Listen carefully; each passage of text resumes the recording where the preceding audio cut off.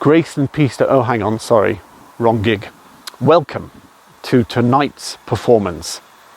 In previous years, it has been the custom of Holy Trinity to put on a dramatic recitation of A Christmas Carol.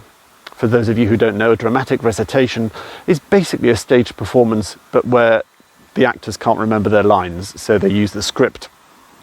And this year we were going to do something different, but this year everything was different. So what we thought would be really different would be if we did something the same.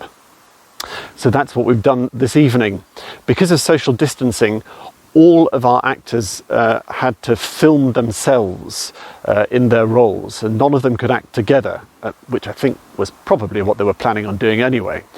But it meant, apart from anything else, that the editorial process was a fascinating learning experience. So it's a bit rough and ready, it's a bit loose at the seams, but it's done with great intent. It is lovely to see John Wood reprising his role as the eponymous Ebenezer Scrooge, and myself, using only a sense of purpose and this cravat, have transformed myself into the similitude of the great author. And one glance at my costume will tell you exactly who that great author is. Jane Austen. Well, look, I know it's a bit more elderly Jewish undertaker and a bit less Charles Dickens, but this is lockdown. You get whatever's in the wardrobe. We begin our performance tonight with the choir singing the only Christmas carol that I believe was in A Christmas Carol, and that is God Rest Ye Merry Gentlemen. God rest ye merry gentlemen, let nothing you dismay. Remember Christ our Saviour was born on Christmas Day, to save us all from Satan's power when we were gone astray. Oh, tidings of comfort and joy, comfort and joy. Oh, tidings of comfort and joy. From God our heavenly Father, a blessed angel came, and unto certain shepherds brought tidings of the same. And that in Bethlehem was born the Son of God by name. Oh, tidings of comfort and joy, comfort and joy. Oh, tidings of comfort and joy. And when they came to Bethlehem, where our dear Saviour lay, they found him in a manger where oxen feed all day. His mother Mary kneeling down unto the Lord did pray. Oh, tidings of comfort and joy, comfort and joy. Oh, tidings of comfort and joy. Round to the Lord sing praises, for you in His ways, and wait to love and proud each other now embrace. His holy triumph Christmas will honor darkest face. Oh, tidings of comfort and joy, comfort and joy. Oh, tidings of comfort and joy.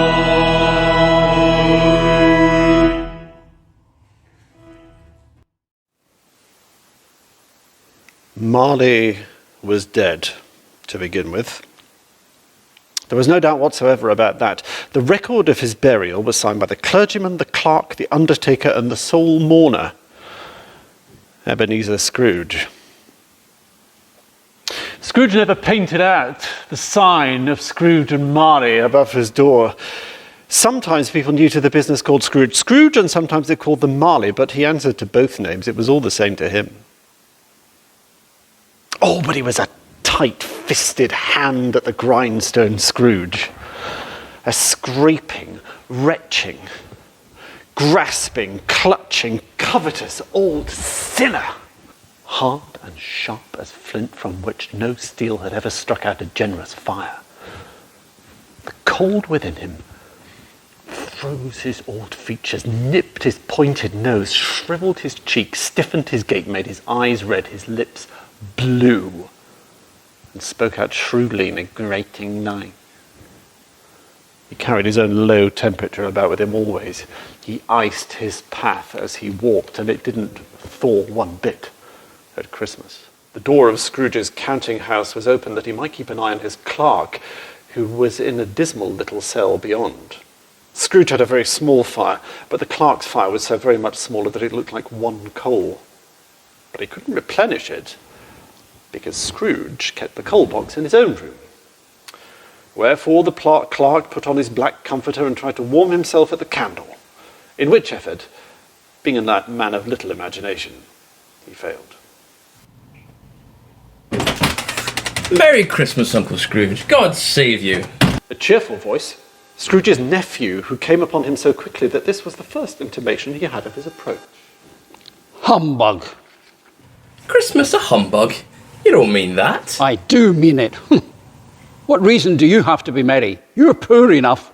What reason do you have to be miserable? You're rich enough. Scrooge, having no better answer on the spur of the moment, said, Bah! again, and followed it up with, Humbug. Don't be cross, Uncle. What else can I be when I live in such a world of fools at this Merry Christmas? Every idiot who goes about with Merry Christmas on his lips should be boiled in his own pudding, and buried with a stake of holly through his heart. Uncle! Nephew, keep Christmas in your way and let me keep it in mine. But you don't keep it at all. Let me leave it alone then. What good has Christmas ever done you? Christmas is when Jesus Christ was born in Bethlehem. If he hadn't been born, there would be no hope for me or anyone. Christmas was the beginning of hope, the love of God, and it is a miracle, and I say, God bless it. The clerk in the tank involuntarily applauded, and becoming immediately sensible of the impropriety, poked the fire and extinguished the last frail spark forever.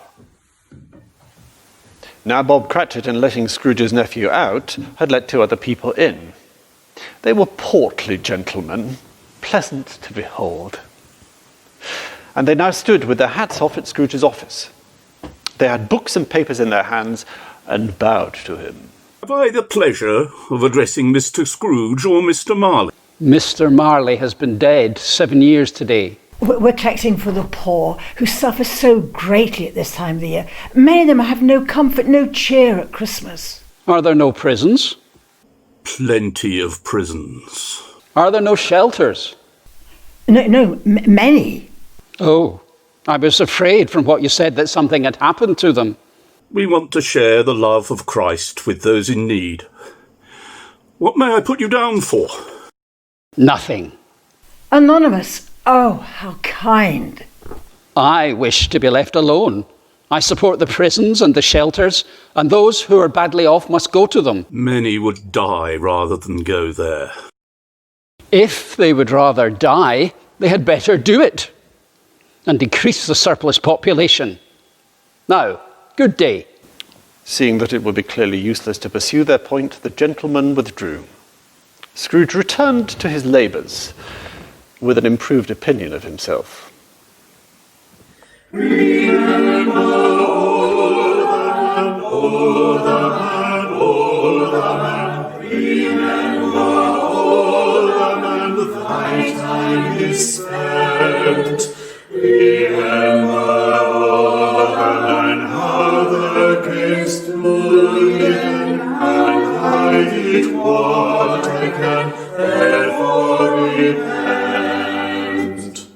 At length the hour shutting up the counting house arrived. With ill will, Scrooge dismounted from his stool. You'll want all day tomorrow, I suppose. It's quite convenient, sir. It's not convenient, and it's not fair. If I was to top £0.50 for it, you'd think yourself ill-used, I'll be bound. The clerk smiled faintly. It's only once a year, sir. A poor excuse for picking a man's pocket every 25th of December. Be here all the earlier next morning. Clark promised that he would, and Scrooge walked out with a growl. The office was closed in a twinkling, and the clerk, with the long ends of his comforter dangling below the waist, for he boasted no greatcoat, went down a slide on Cornhill at the end of the lane of boys 20 times in honour of Christmas Eve, and then ran home to Camden Town as hard as he could pelt to play blind man's buff. Meanwhile, the fog and the darkness thickened. The ancient tower of a church's gruff-old bell was always peeping slyly down at Scrooge out of a Gothic window, and the wall became invisible, and the cold became intense. Scrooge took his usual melancholy dinner in his usual melancholy tavern, and having read all the newspapers and beguiled the rest of the evening with his banker's book, walked home. Now, it is a fact that there was nothing at all particular about the knocker on the door of Scrooge's house, except that it was very large. And let any man explain to me then, if he can, how it happened to be that Scrooge, having his key and the lock upon the door, saw in the door knocker, without it undergoing any intermediate change, Marley's face.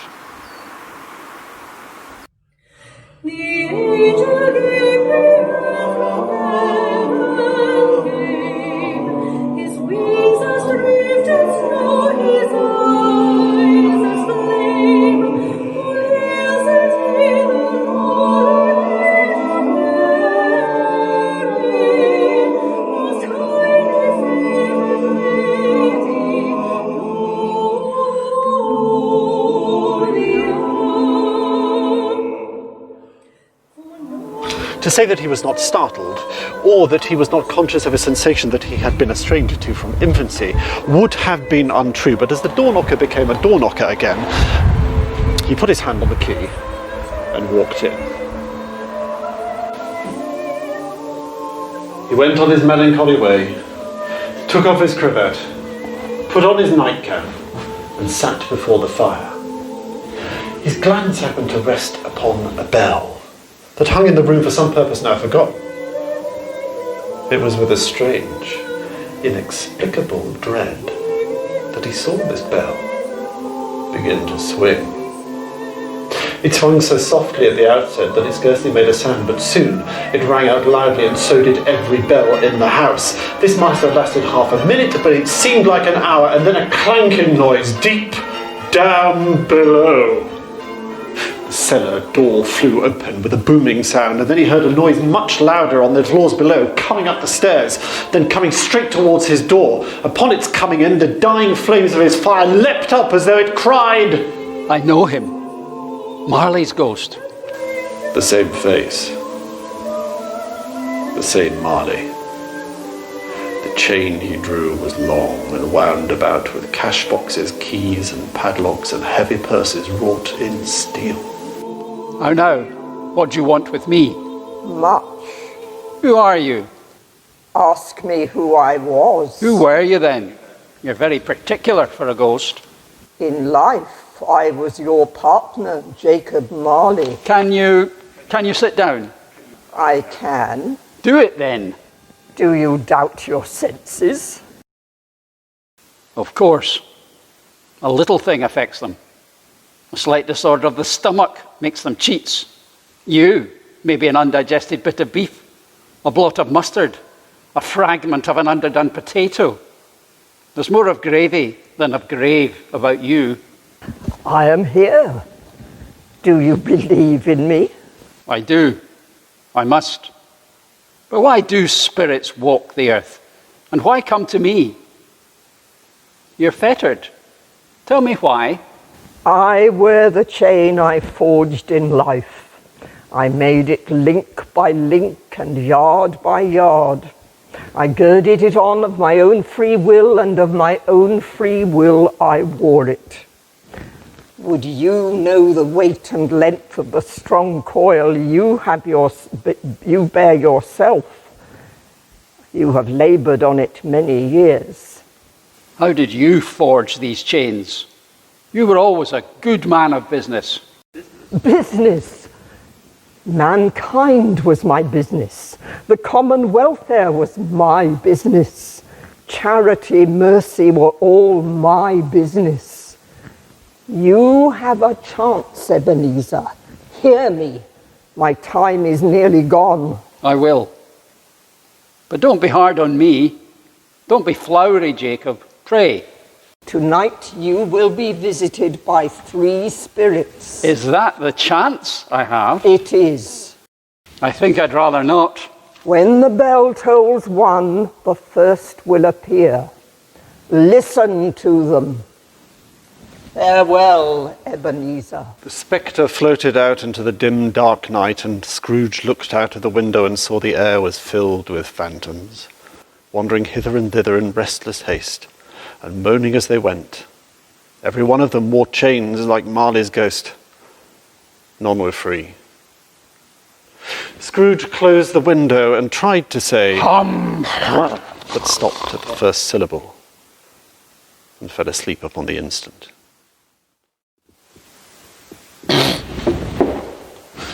When Scrooge awoke, he could barely distinguish the window from the walls, it was so dark, until suddenly the church clock gave a dull, melancholy 1. Light flashed up in the room in an instant, and the curtains of the bed were drawn aside. There appeared a strange figure, like a child, yet like an old man. Its hair was white with age, and yet the tenderest bloom was on its skin. Are you the spirit, sir, whose coming was foretold to me? I am. Who and what are you? I am the ghost of Christmas past. The things that you will see with me are shadows of the things that have been. What business brings you here, O spirit? Your welfare. Rise and walk with me. The grasp, although as gentle as a child's, was not to be resisted. He rose, they passed through the wall until they stood in the busy thoroughfares of a city. It was made plain by the dressing of the shops that here too it was Christmas time. Do you know this place, Ebenezer? Know it?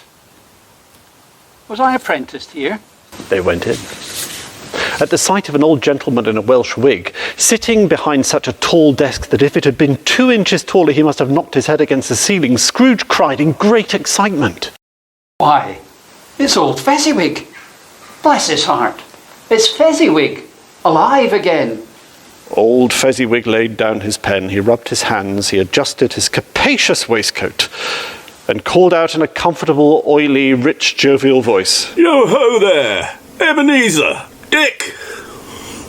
A living and moving picture of Scrooge's former self, a young man came briskly in, accompanied by his fellow apprentice.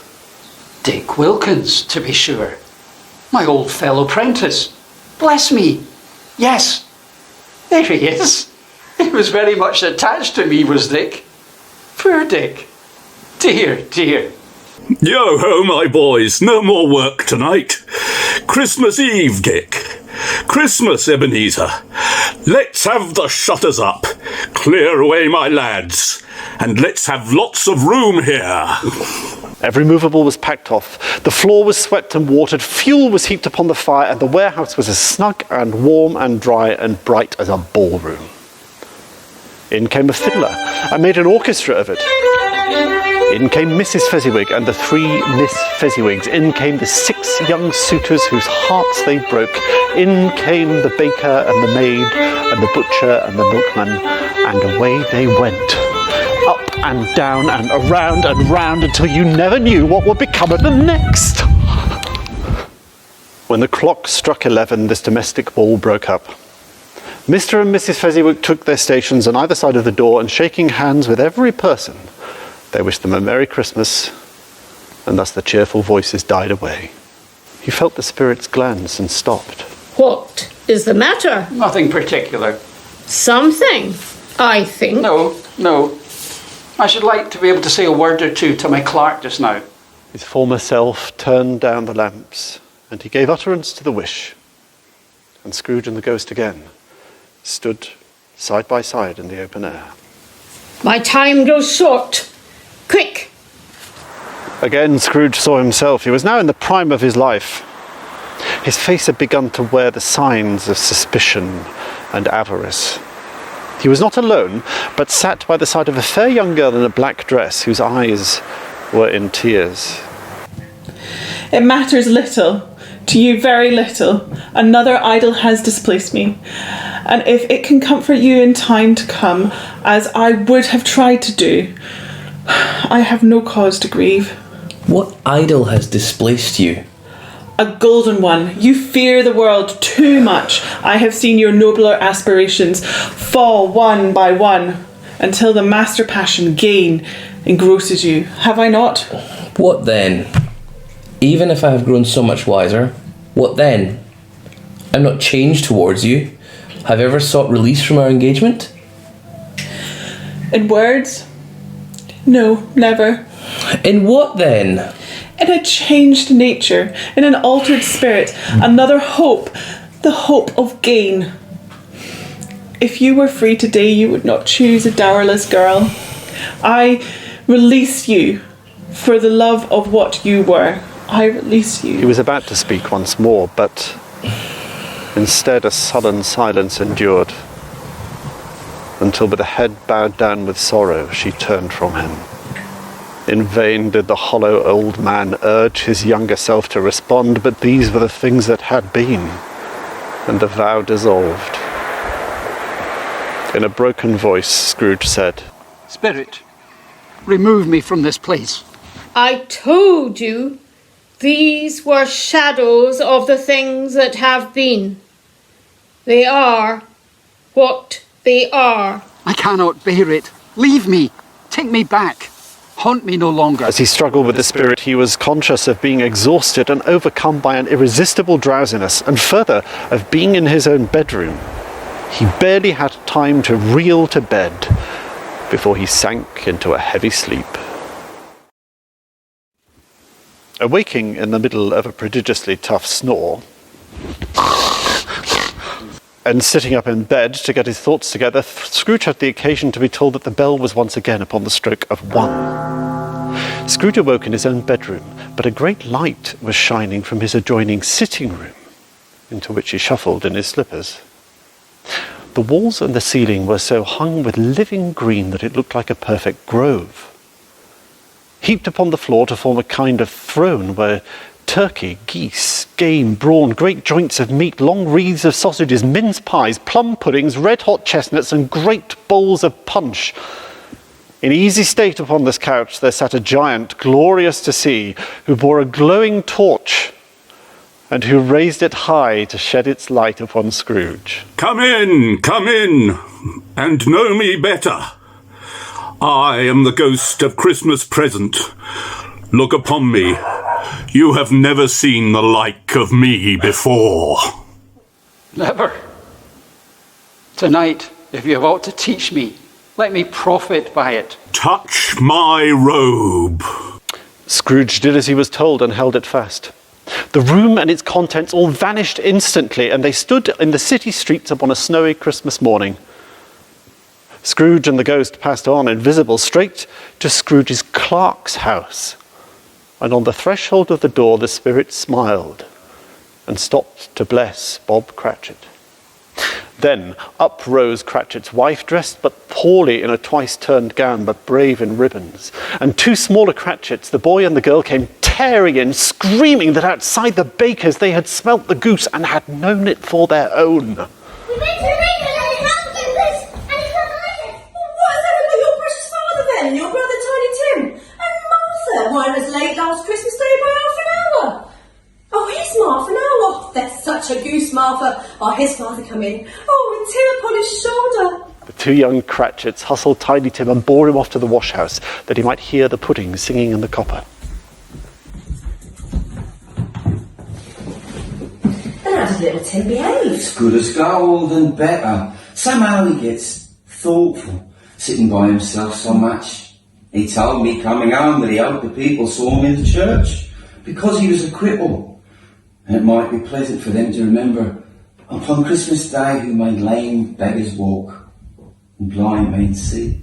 Bob's voice was tremulous when he told them this, and trembled more when he said that Tiny Tim was growing strong and healthy. Bob Cratchit compounded some hot mixture in a jug with gin and lemons and stirred it round and put it on the hob to simmer.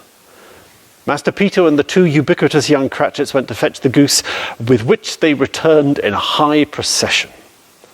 Mrs. Cratchit made the gravy hissing hot. Master Peter mashed the potatoes with incredible vigour. Miss Belinda sweetened up the apple sauce. Martha dusted the hot plates, and at last the dishes were set on and the grace was said. There never was such a goose, all declared. Eked out by apple sauce and mashed potatoes, it was a sufficient dinner for the whole family. And then the pudding was out of the copper. Oh, a wonderful pudding! Nobody said or thought that it was a small pudding for such a large family. A Merry Christmas to us all, my dears. God bless us. God bless us, everyone. He sat very close to his father's side, upon his little stool. Bob held his withered little hand in his as if he loved the child and wished to keep him by his side, and dreaded that he might be taken from him. Scrooge raised his head speedily on hearing his own name. Mr. Scrooge. I'll give you Mr. Scrooge, the founder of the feast. Founder of the feast, indeed. I wish I had an ear. I'd give him a piece of my mind to feast upon, and I hope he'd have a good appetite for it. My dear, how are the children? Christmas Day. It should be Christmas Day. I'm sure in which we drink the health of such a man. Well, I'll drink his health for your sake, and the days. He'll be very merry, I have no doubt. The children drank the toast after her. It was the first of their proceedings where there was no heartiness in it. But the chestnuts and the jug went round, and by and by they had a song, and the spirit of Christmas reigned once more. There was nothing of high mark in this. They were not a handsome family. They were not well dressed. Their shoes were far from being waterproof. But they were happy, grateful. And when they faded, Scrooge had his eye upon them, and especially upon Tiny Tim, until at last he spoke. Spirit, tell me if the young boy will live. I see a vacant seat in the poor chimney corner, and a crutch without an owner, perfectly preserved. Oh no. Oh no, kind spirit. Say he'll be spared. If these shadows remain unaltered by the future, none other of my race will find him here. What then? If he be like to die, he had better do it and decrease the surplus population. Scrooge hung his head to hear his words used against him, and was overcome with penitence and grief. Much they saw that night, and far they went, and many homes they visited. The spirits stood beside sick beds, and they were cheerful. On foreign lands, and they were close at home. By struggling men, and they were patient in their greater hope. By poverty, and it was rich. In almshouse, in hospital, and in jail, in misery's every refuge, where vain man in his little brief authority had not made fast the door, and thus barred the spirit out, he left his blessing. It was strange, though, that while Scrooge remained unaltered in his outward form, the ghost grew older, clearly older. Are spirits' lives so short?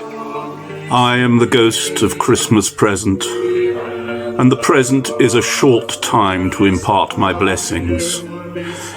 My life upon this globe is very brief. Forgive me if I'm not justified in what I ask, but I see something strange, and not belonging to yourself, protruding from your robe. Is it a foot or a claw? It might be a claw, for the flesh there is upon it, was the spirit's sorrowful reply. From the foldings of its robe it brought two children, wretched, abject, frightful, hideous, miserable. They knelt down at his feet and clutched in the outside of its garment. They were a boy and a girl, yellow, meagre, ragged, scowling, wolfish, but prostrate too in their humility, where graceful youth should have filled their features out and touched them with the tenderest hints. A stale and shrivelled hand, like that of age, had pinched and deformed them. Spirit, are they yours? Oh, they are yours. Yours and every man's. This boy is ignorance. She is want. Beware them both, but most of all, beware this boy. But who will help them? Have they no refuge or resource? With a heavy voice, sorrowful, tired, and worn thin, the ghost replied, Are there no prisons? Are there no workhouse? The bells struck 12. Scrooge looked about him for the ghost, but saw it not. As the last stroke ceased to vibrate, he remembered the prediction of old Jacob Marley, and lifting up his eyes, he beheld a solemn phantom, draped and hooded, coming like a mist along the ground towards him.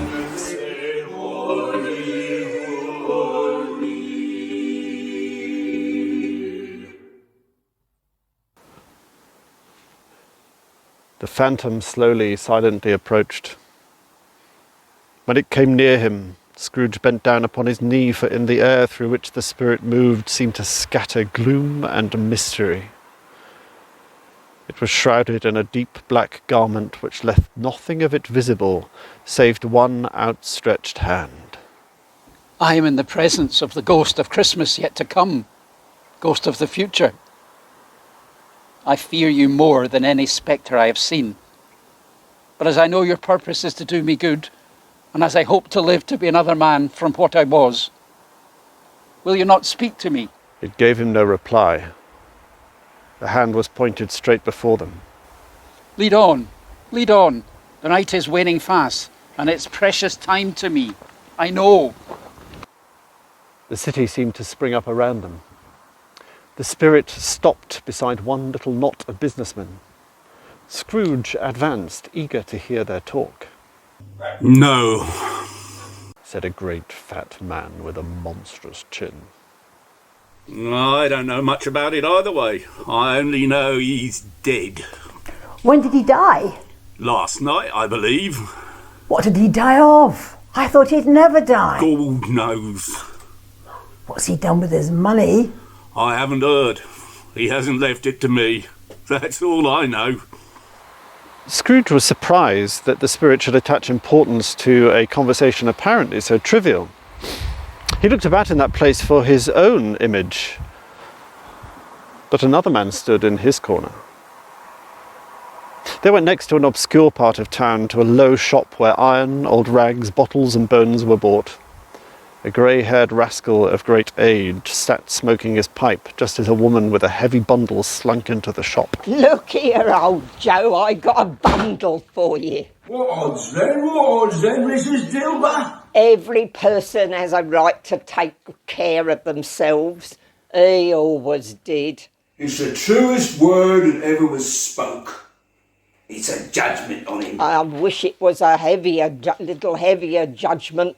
And it should have been. You may depend upon it if I could have laid my hands on anything else. Open that bundle, old Joe, and let me know the value of it. What do you call this then? Bed curtains? Ah, bed curtains. Don't drop that oil upon the blankets now. His blankets? Whose else do you think? He isn't likely to take cold without 'em, I dare say. Ha! You may look through that shirt till your eyes ache, but you won't find a hole in it. They'd have wasted it by dressing him up in it if it hadn't been for me. Scrooge listened to this dialogue in horror. Spirit, I see. The case of this unhappy man might be my own. My life tends that way now. Merciful heavens, what is this? The scene had changed, and now he almost touched a bare, uncurtained bed, and on it, unwatched, unwept, uncared for, was the body of the plundered, unknown man.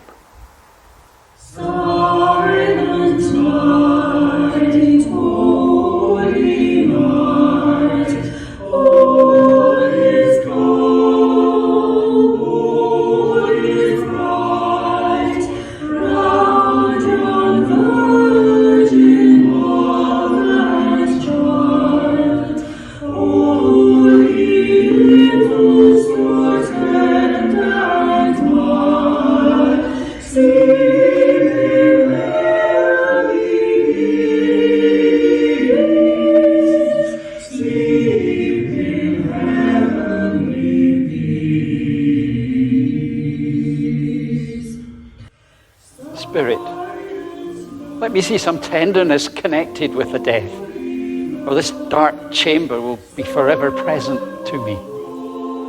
The ghost conducted him to Bob Cratchit's house, the dwelling he had visited before, and he found the mother and the children seated round the fire. Quiet. Very quiet. The noisy little Cratchits were as still as statues in the corner, and sat looking up at Peter, who had a book before him. The mother and the daughters were engaged in needlework, but surely they were very quiet. And he took a child and set him in the nursery. The mother laid her work upon the table and put her hand to her face. Must be near Father's time to come home.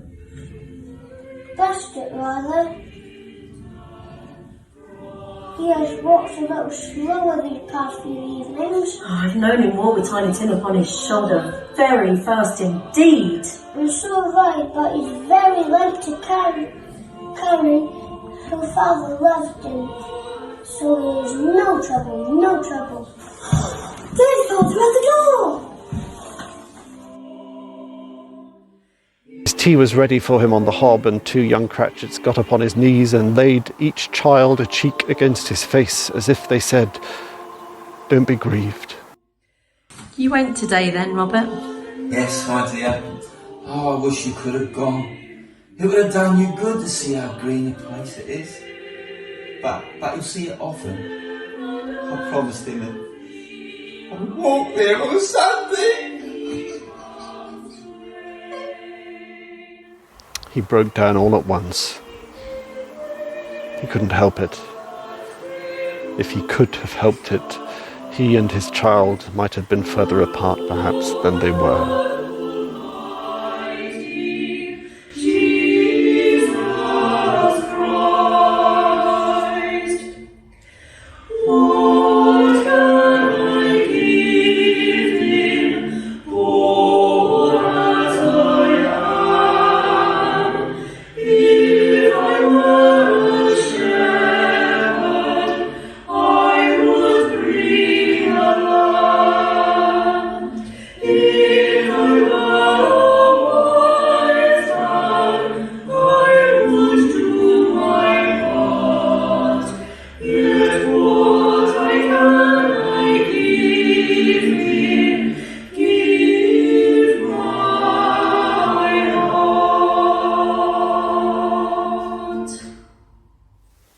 Spectre, something informs me that our parting moment is at hand. I know it, but I know not how. Tell me what that man was with the covered face whom we saw lying dead. The ghost of Christmas yet to come conveyed him to a dismal churchyard. The spirit stood among the graves and pointed to one. Before I draw nearer to that stone to which you point, answer me one question. Are these the shadows of the things that will be, or are they shadows of the things that may be only? The spirit was as immovable as ever. Scrooge crept towards it, trembling as he went, and following his finger read upon the stone of the neglected grave his own name. Ebenezer Scrooge. Am I that man who lay upon the bed? Oh, Spirit, oh no, hear me.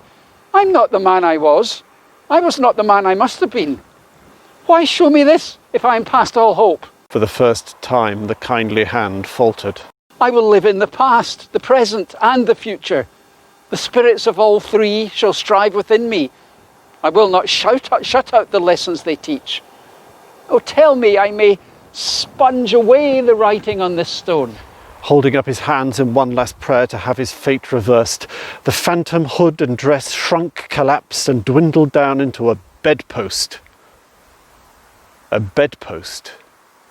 And yes, the bedpost was his own. And his bed was his own. And the room was his own. Best and happiest of all, time was his own. Time to make amends in. Ding dong, merrily on high, and the bells are ringing. Ding dong, merrily the skies ring with angels singing.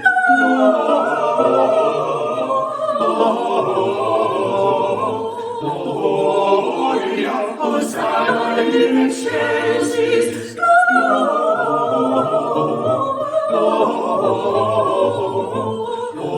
Gloria, Hosanna in excelsis.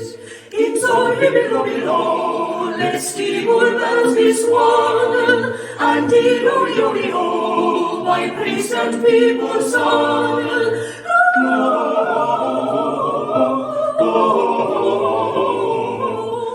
Gloria, Hosanna in excelsis.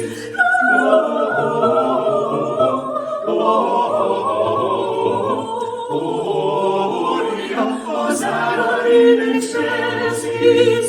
May you beautifully prime your matin shiny ringers. May you beautifully rhyme your E-time song ye singers.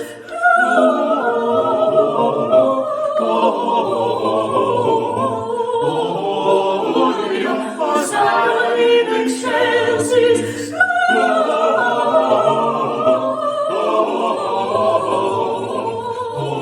Gloria, Hosanna in excelsis.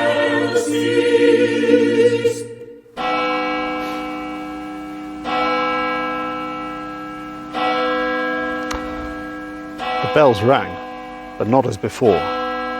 The bells rang a Christmas peal, the lustiest peal that Scrooge had ever heard. No fog, no mist, a clear, bright, golden day. Scrooge called down to a boy in the street. What's today? Eh? What's today, my fine fellow? It's Christmas Day. It's Christmas Day. I haven't missed it. Hello, my fine fellow. Hello. Do you know the poulterers in the next street but one at the corner? I should hope I did. An intelligent boy, a remarkable boy. Do you know whether they've sold the prize turkey that was hanging up there? Not the little prize turkey, the big prize turkey. What, the one as big as me? What a delightful boy. It's a pleasure to talk to you. Yes, my buck. It's hanging there now. Is it? Go and buy it. Don't be such a... The boy made an exclamation unintelligible to our ears. No, I'm in earnest. Go and buy it and tell them to bring it here, that I may give them the direction where to take it. Come back with the man and I'll give you a shilling. Come back with him in less than 5 minutes and I'll give you half a crown. The boy was off like a shot. I'll send it to Bob Cratchit's. He shan't know who sends it. It's twice the size of Tiny Tim. Not even the music halls have ever made such a joke as sending it to Bob's will be. The hand in which he wrote the address was not a steady one, but write it he did somehow and went down the stairs to the street door, ready for the coming of the poulterer's man. Scrooge dressed himself all in his best and at last got out into the streets. The people were by this time pouring forth as he had seen them with the ghost of Christmas present, and walking with his hands behind him, Scrooge regarded every one of them with a delighted smile. He looked so irresistibly pleasant, in a word, that 3 or 4 good-humoured fellows said, "Good morning to you, and a very Merry Christmas to you." And Scrooge said often afterwards that of all the blithe sounds he had ever heard, those were the blithest in his ears. In the afternoon, he turned his steps towards his nephew's house. He passed the door a dozen times before he had the courage to go up and knock. But he made for a dash for it, and he did. A maid answered. Is your master at home, my dear? Yes, sir. Where is he, my love? He's in the dining room, sir, along with the mistress. He knows me. I'll go in there, my dear. It's I, your Uncle Scrooge. I've come to dinner. Will you let me in, Fred? Let him in? It's a mercy he didn't shake his arm off. He was at home in 5 minutes. Nothing could be heartier. The niece just the same. So did everyone when they came. Wonderful party, wonderful games, wonderful unanimity, wonderful happiness.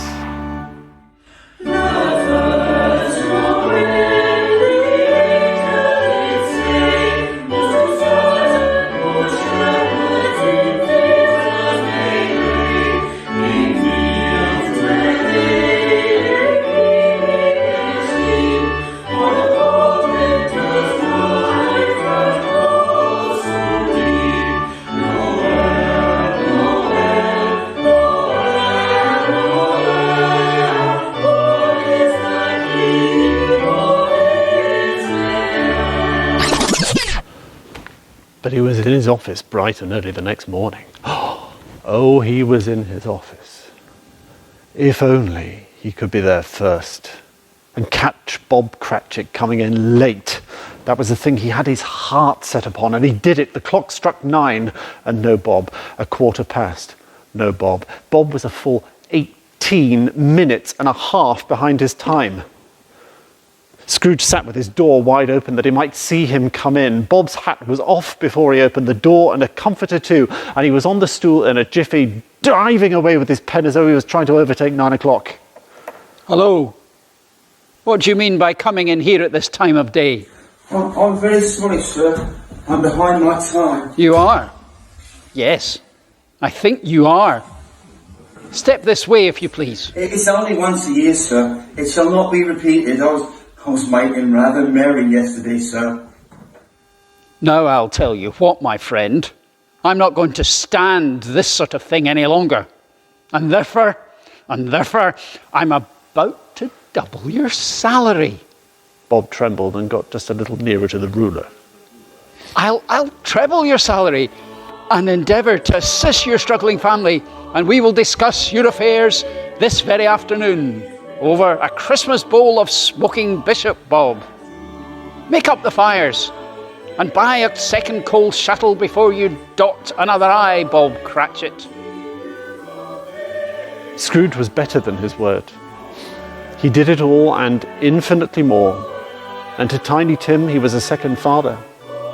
He became as good a friend, as good a master, and as good a man as the good old city had ever known. Some people laughed to see the alteration in him, but his own heart laughed, and that was enough for him. He had no further conversations with the spirits, but he lived by their precepts ever afterwards. And it was always said of him that he knew how to keep Christmas well, if any man alive possessed the knowledge. May that be truly said of us, and all of us, and this, and every Christmas. And so as Tiny Tim observed. God bless us, everyone.